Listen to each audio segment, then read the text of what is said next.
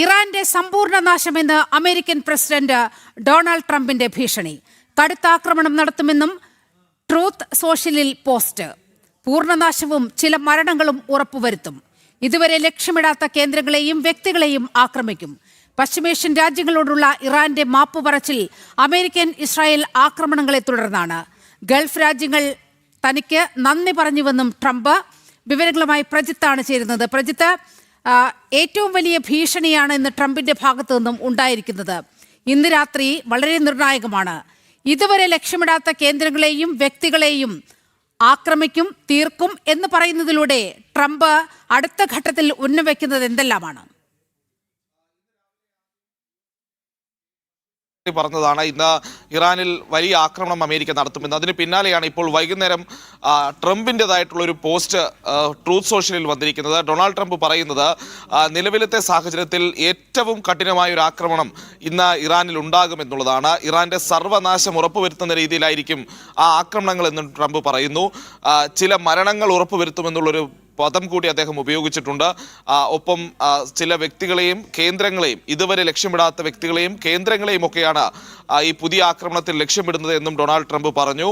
ഇപ്പോൾ ഇറാന്റെ ഈ മാപ്പ് പറച്ചിലടക്കമുള്ള കാര്യങ്ങൾ അത് അമേരിക്കയുടെയും ഇസ്രായേലിന്റെയും തുടർച്ചയായിട്ടുള്ള ആക്രമണങ്ങളെ തുടർന്നാണ് അത്തരമൊരു സാഹചര്യത്തിലേക്ക് ഇറാൻ പോയിരിക്കുന്നത്. ഇറാൻ ഇപ്പോൾ തങ്ങളുടെ അയൽക്കാരായ രാജ്യങ്ങളോട് മുൻപിൽ കീഴടങ്ങിയിരിക്കുകയാണ്. ഇനിയും ഈ ആക്രമണങ്ങൾ തുടരുന്ന സാഹചര്യം ഉണ്ടാകും.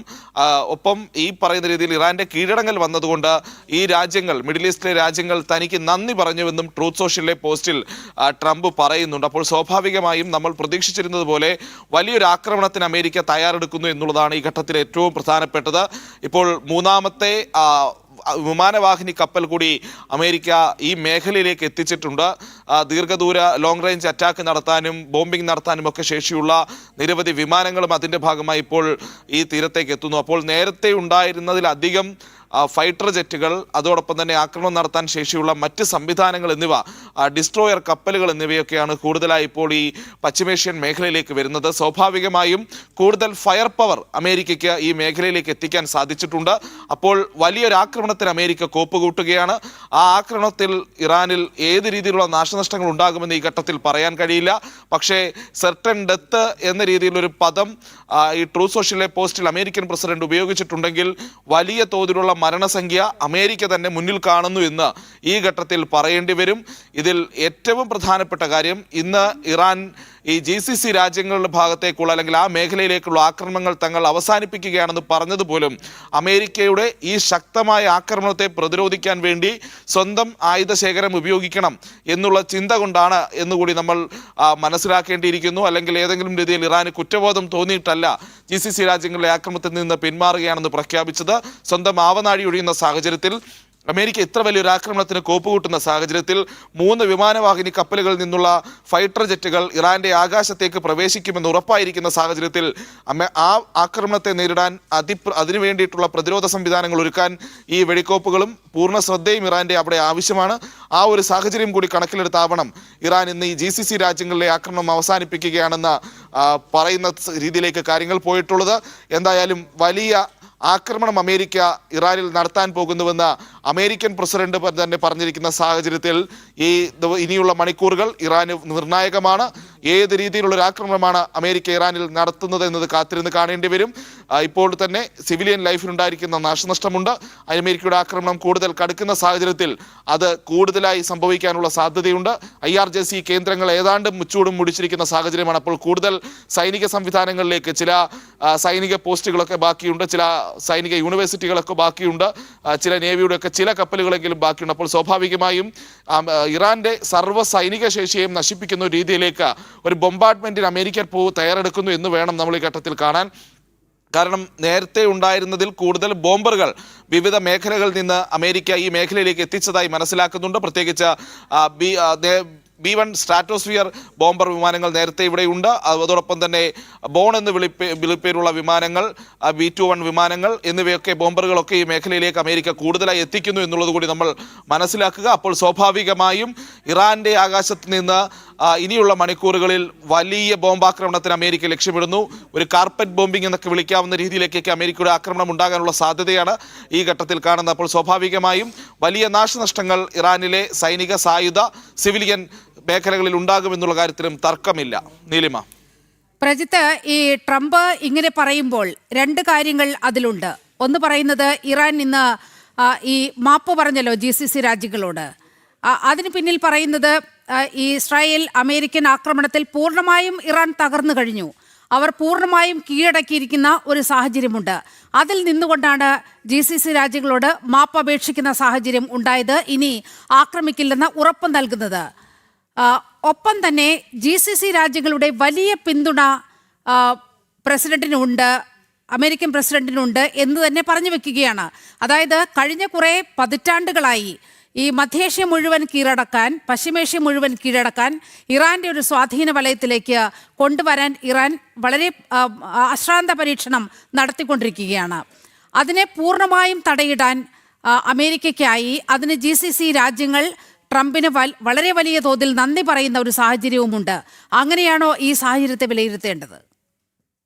അത് ട്രംപാണ് ട്രൂത്ത് സോഷ്യലിൽ ഇത്തരമൊരു പോസ്റ്റ് ഇട്ടിരിക്കുന്നത്. ഈ രാജ്യങ്ങൾ തനിക്ക് നന്ദി പറഞ്ഞു എന്നുള്ളത് അദ്ദേഹത്തിൻ്റെ പല സ്റ്റേറ്റ്മെൻറ്റുകളും പല സമയത്തും അദ്ദേഹം സ്വയം പറയുന്ന പല കാര്യങ്ങളുമുണ്ട്. അത് എത്രത്തോളം ചില കാര്യങ്ങളിലെങ്കിലും വാസ്തവം ഉണ്ടായിരിക്കണമെന്നുള്ള കാര്യത്തിൽ സംശയമുണ്ട്, പ്രത്യേകിച്ച് മറ്റ് രാജ്യങ്ങളുടെ പ്രതികരണവുമായി ബന്ധപ്പെട്ട്. എന്തായാലും അതൊക്കെ കാത്തിരുന്ന് കാണേണ്ടിയിരിക്കുന്നു. GCC രാജ്യങ്ങളുടെ പ്രധാനപ്പെട്ട, പ്രത്യേകിച്ച് ഗൾഫ് ലോകത്തെ അറബ് രാജ്യങ്ങളുടെ ഒരു പ്രധാനപ്പെട്ട യോഗം ഉടൻ ചേരുമെന്നുള്ളതാണ് മനസ്സിലാക്കുന്നത്. അറബ് ലീഗ് ചേരുന്നതോടുകൂടി ഈ വിഷയത്തിൽ കൂടുതൽ സമഗ്രമായിട്ടുള്ളൊരു നിലപാടിലേക്ക് ഈ രാജ്യങ്ങൾ പോകുമെന്നുള്ള കാര്യത്തിലും തർക്കമില്ല. എന്തായാലും ഈ ഇസ്രായേലിലും അമേരിക്കയും നടത്തിയിട്ടുള്ള ആക്രമണത്തെ തുടർന്നാണ് ഇറാൻ ഇത്തരത്തിലുള്ളൊരു മാപ്പ് പറച്ചിലേക്ക് പോയത് എന്നുള്ളതാണ് ട്രംപ് ആവർത്തിച്ച് വ്യക്തമാക്കുന്നത്. ട്രംപ് തങ്ങളുടെ ആക്രമണം അത്രമേൽ ഇറാനെ ബാധിച്ചിട്ടുണ്ട് എന്നുള്ള കാര്യം പറയാനാണ് ശ്രമം നടത്തുന്നത്. ഒരു പരിധിവരെ സത്യവുമാണ് നീലിമ. കാരണം ഇറാന്റെ ആയുധ ശേഖരം ഏതാണ്ട് പൂർണ്ണമായും തകർന്നിരിക്കുന്നു എന്നുള്ളതൊരു യാഥാർത്ഥ്യമാണ്. അല്ല എങ്കിൽ ഒരു കാരണവശാലും ഇറാൻ ഇത്രയധികം മിസൈൽ സംവിധാനങ്ങളും ഒക്കെ കയ്യിലുണ്ടായിരുന്ന ഇറാൻ GCC രാജ്യങ്ങളിലെ ഈ ആക്രമണം അത്ര പെട്ടെന്ന് നിർത്തുമായിരുന്നില്ല. കാരണം ഇറാനുമായി കാര്യമായ മധ്യസ്ഥ ചർച്ചകൾ നടന്നതിൻ്റെ വിവരങ്ങൾ പുറത്തു വന്നിട്ടില്ല. ചില ഒമാൻ്റെയൊക്കെ ഭാഗത്തു നിന്ന് ചില ഇടപെടലുകൾ ഉണ്ടായി എന്നതിനപ്പുറത്തേക്ക് കാര്യമായിട്ടുള്ള ചർച്ചകളെ പറ്റിയുള്ള വിവരങ്ങളൊന്നും ഒരു ഘട്ടത്തിലും പുറത്തു വന്നിരുന്നില്ല.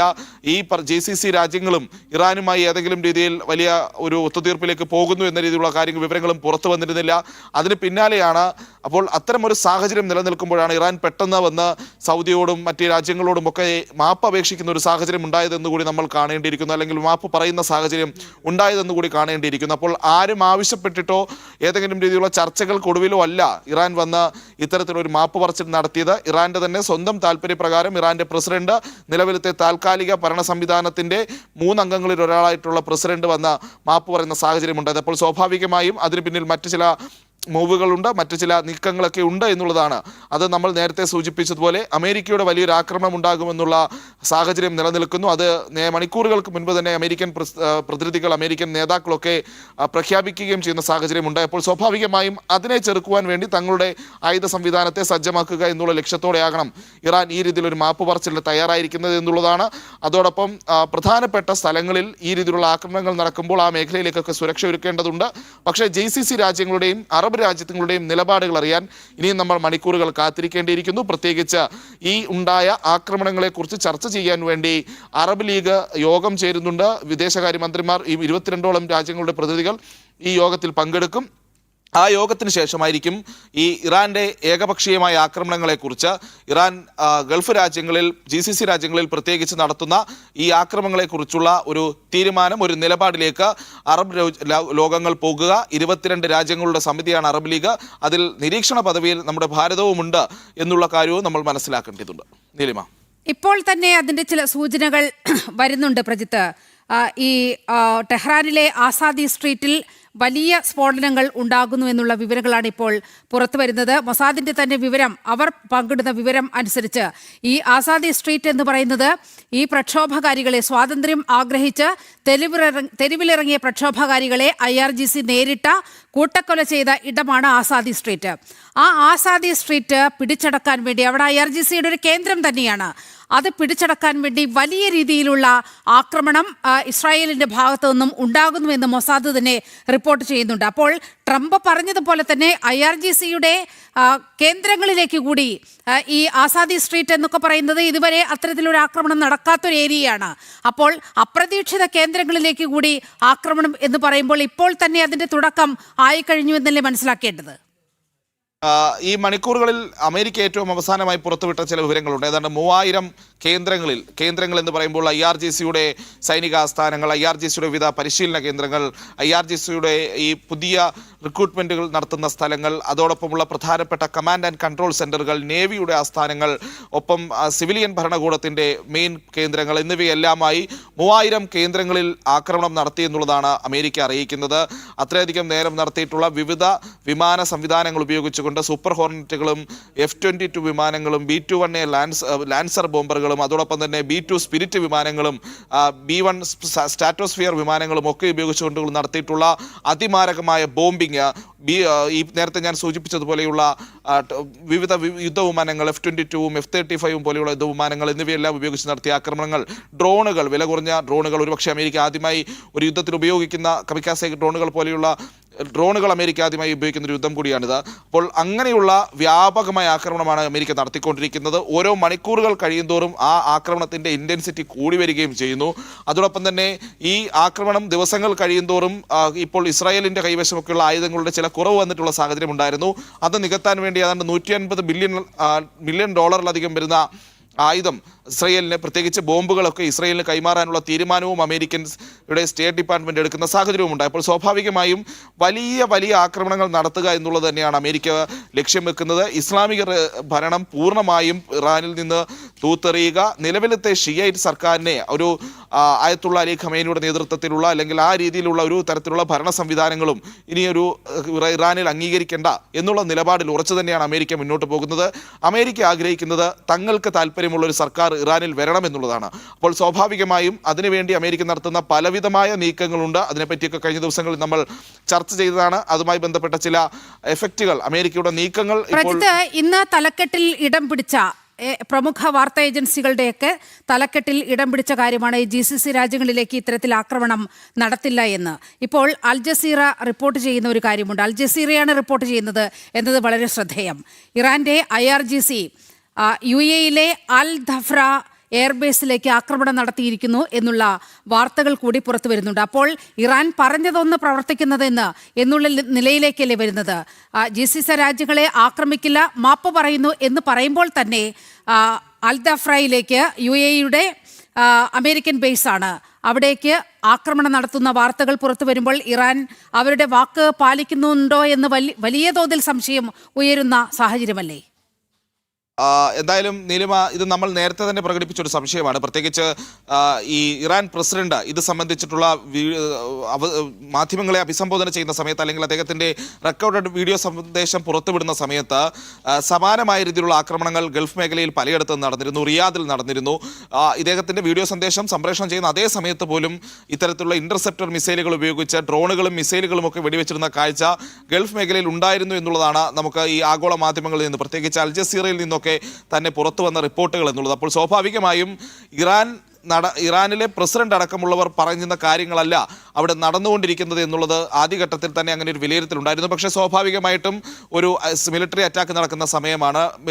ഹയർ കമാൻഡിൽ നിന്ന് താഴേക്കുള്ള അത്തരം കമാൻഡുകളൊക്കെ കൈമാറാൻ കുറച്ച് സമയം പിടിക്കുന്നത് ചില സമയത്തെങ്കിലും സ്വാഭാവികമാണ്. പ്രത്യേകിച്ചും ഇറാനെ പോലെ ഇപ്പോൾ ഈ കമ്മ്യൂണിക്കേഷൻ സംവിധാനങ്ങളൊക്കെ ഏതാണ്ട് നാശം ആയിരിക്കുന്ന ഒരു സാഹചര്യത്തിൽ അതിനുവേണ്ടി കുറച്ച് മണിക്കൂറുകളൊക്കെ കാത്തിരിക്കാം എന്നുള്ള വിവരങ്ങളും അല്ലെങ്കിൽ ആ രീതിയിലുള്ള ഒരു നിലപാടുകളും ഒക്കെ ഉണ്ടായിരുന്നു. പക്ഷേ ഇപ്പോൾ നീലിമ സൂചിപ്പിച്ചതുപോലെ പുതിയ ആക്രമണങ്ങൾ ഉണ്ടാവുകയാണെങ്കിൽ, അത് തുടർച്ചയായി ഇങ്ങനെ ഉണ്ടാവുകയാണെങ്കിൽ ഇറാനിയൻ സർക്കാരിൻ്റെയോ നിലവിലത്തെ താൽക്കാലിക ഭരണ സംവിധാനത്തിൻ്റെ നിർദ്ദേശങ്ങളെ പോലും അവിടുത്തെ IRGC പോലെയുള്ള സംവിധാനങ്ങൾ അംഗീകരിക്കുന്നില്ല എന്നുള്ളൊരു പ്രശ്നം കൂടി നമ്മൾ ഈ ഘട്ടത്തിൽ കാണേണ്ടിയിരിക്കുന്നു. അങ്ങനെയെങ്കിൽ ഒരു ആഭ്യന്തരമായിട്ടുള്ളൊരു പവർ സ്ട്രക്ചറിൻ്റെ തകർച്ച ഇറാനിൽ ഉണ്ടായിരിക്കുന്നു എന്നുള്ളത് കൂടി കാണേണ്ടിയിരിക്കുന്നു. IRGC ഒരു പക്ഷേ ഏതെങ്കിലും രീതിയിൽ അധികാരം കൂടുതൽ തങ്ങളുടെ ഭാഗത്താണ് എന്നൊക്കെയുള്ള നിലപാടുകൾ സ്വീകരിക്കുകയാണ് എന്നുള്ളത് കാത്തിരുന്ന് കാണേണ്ടി വരും. എന്തായാലും ഇറാനിയൻ പ്രസിഡന്റ് പറയുന്നത് പോലും അത് നടപ്പിലാകുന്നില്ല എന്നുള്ളതാണ്. അപ്പോൾ സ്വാഭാവികമായും ഇറാൻ ഈ അവിടെ നിന്ന് ഗൾഫിൽ നിന്നൊക്കെ പിന്മാറുന്നു എന്ന് പറയുന്നത് എത്രത്തോളം വിശ്വസിക്കാം എന്നുള്ളതാണ് ഉയരുന്ന ചോദ്യം.